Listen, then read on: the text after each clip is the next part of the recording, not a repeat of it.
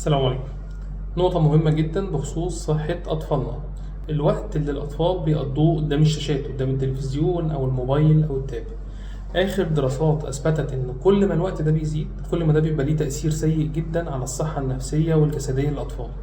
متخيلين إن أطفال بسبب القعدة قدام الشاشات مدة طويلة ممكن يجيلها أعراض اكتئاب، بيزيد عندها العند بصورة رهيبة، مفيش نشاط، مفيش مجهود إن الطفل يعمل أي حاجة، ما بيسمعش الكلام، بيأثر على الصحة الجسدية. معظم الأطفال بيجيلها حالات بيبقى عندهم سمنة، وفي أطفال تانية بتشتكي بيبقى عندها حالات نحافة. فعشان كده لازم الوقت اللي أطفالنا بيقعدوا فيه قدام الشاشات لازم يبقى محدد. الموضوع دلوقتي بقى أصعب كتير. زمان كان الأطفال ممكن تزهق من التلفزيون بعد شوية، لكن دلوقتي كل ما الأطفال بيفتحوا بيلاقوا حاجة جديدة، فمفيش زهق. فكرة إن الطفل يصحى أو ينام على شاشة ده ليه تأثير سيء جدا على المخ.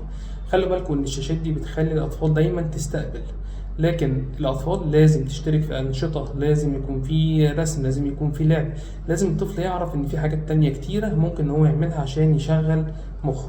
فلازم نحدد الوقت اللي الأطفال بيقعدوا فيه على الشاشات. لازم الوقت ده يكون بعد حاجة الطفل بيعملها، يكون بعد أكل أو يكون بعد طلب أنا طلبته منه، ما يبقاش طول اليوم متاح للأطفال. خلي بالكم لأن ده بيبقى بداية لمشاكل كتيرة جدا ممكن تحصل لأطفالنا وتسبب لهم بعد كده أضرار كتيرة. شكرا.